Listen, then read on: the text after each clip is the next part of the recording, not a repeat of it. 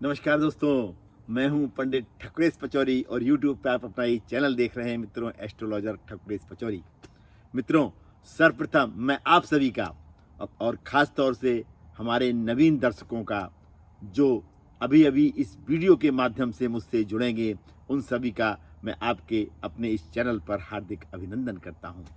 मित्रों, हमारे सनातन धर्म में हर माह कुछ पर्व, तिथियां और व्रत आते हैं। उन्हीं में से कुछ पर्व, कुछ व्रत अत्यंत महत्वपूर्ण हो जाते हैं। आज हम जो चर्चा करने वाले हैं, ऐसे ही एक महत्वपूर्ण व्रत और पर्व के बारे में आज हम मित्रों चर्चा करेंगे।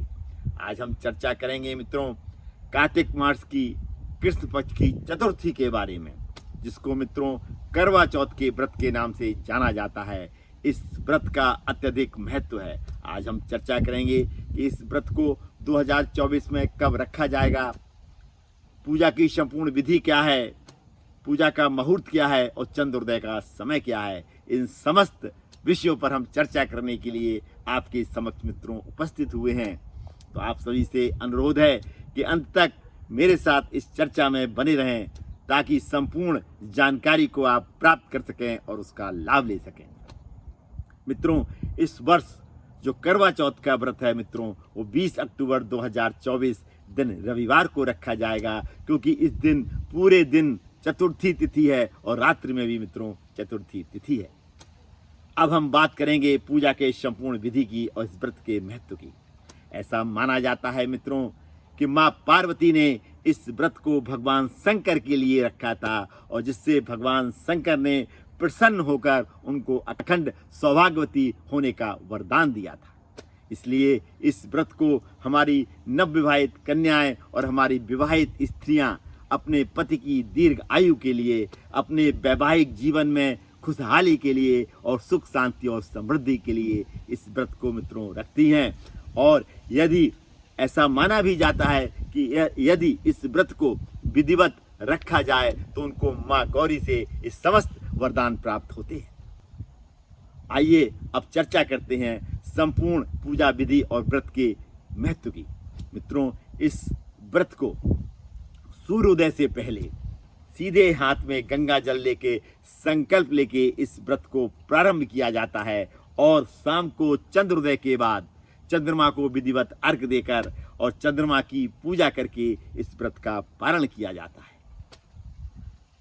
सुबह स्नान ध्यान करके स्वच्छ वस्त्र धारण किए जाते हैं और दैनिक दिनचर्या से निवृत्त होकर एक चौकी लीजिए मित्रों। उस चौकी पर लाल वस्त्र बिछाइए और उस पर भगवान शंकर, माँ गौरी और गणेश जी की छोटी छोटी मूर्तियाँ या तस्वीर स्थापित करिए। इसके बाद जो व्यंजन उस दिन बनाए गए हैं, उन व्यंजनों को वहाँ पे भोग के लिए रख लीजिए। इसके बाद आपको पूजा करनी है, यानी करवा चौथ के व्रत का की जो कथा आती है उसका या तो श्रवण करिए या उसको पढ़िए।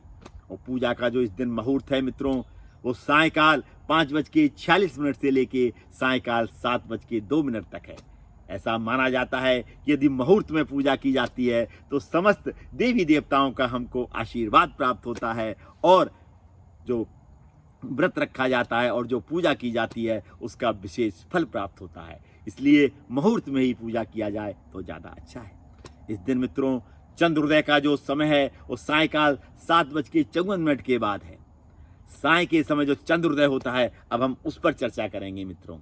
साय के समय जो हमारी नवविवाहित कन्याएं और जो हमारी विवाहित स्त्रियां हैं, वो छत पर पहुंच जाती हैं और उनकी निगाह जाके आकाश पर चांद के दीदार के लिए टिक जाती हैं, और वो नज़ारा मित्रों देखते ही बनता है। वो जो दृश्य होता है मित्रों अत्यंत सुहावना होता है। इसके बाद जैसे ही चंद्र उदय होता है, छलनी से उस चांद को देखकर उनकी पूजा की करती हैं और विधिवत चंद्रमा को अर्घ देती हैं, और जो उसी छलनी से अपने चांद का दीदार करके और अपने चांद के हाथों से अन्न का निवाला और जल ग्रहण करके इस व्रत का पालन करती हैं। इसके बाद अपने चांद के चरण स्पर्श करके और जो बुजुर्ग लोग हैं उनके चरण स्पर्श करके आशीर्वाद लेती हैं, और फिर जो घर में व्यंजन बनाए गए हैं मित्रों, उन व्यंजनों को घर के सभी सदस्य बैठकर प्रसाद स्वरूप ग्रहण करते हैं।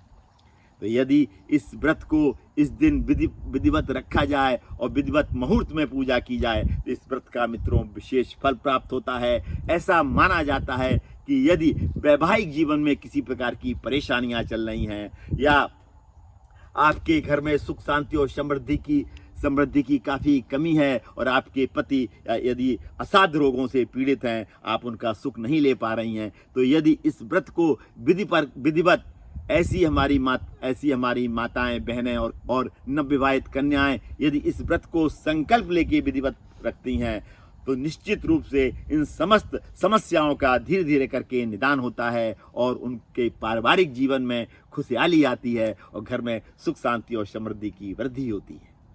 कैसा लगा मित्रों आपको मेरा ये एपिसोड? यदि अच्छा लगा तो इसको सोशल मीडिया पर ज़्यादा से ज़्यादा शेयर करें ताकि ये जानकारी आपके अन्य मित्रों और रिश्तेदारों तक पहुंच सके और वो भी इसका पूर्ण रूप से लाभ ले सकें। आज मैं अपनी वाणी को इस भावना के साथ में विराम देता हूं कि आप सभी पर माँ गौरी, भगवान शंकर और गणेश जी का आशीर्वाद बना रहे और आपके घर में यदि किसी तरीके की पारिवारिक समस्याएं चल रही हैं तो उनका अंत हो। पुनः मुलाकात होगी मित्रों किसी ऐसी ही विशेष जानकारी के साथ।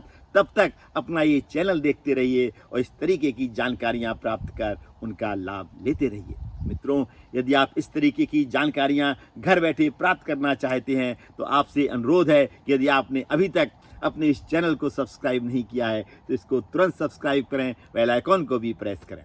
धन्यवाद मित्रों अंत तक मुझसे जुड़े रहने के लिए और मेरा ये वीडियो पूर्ण रूप से देखने के लिए आप सभी को मित्रों बहुत बहुत धन्यवाद।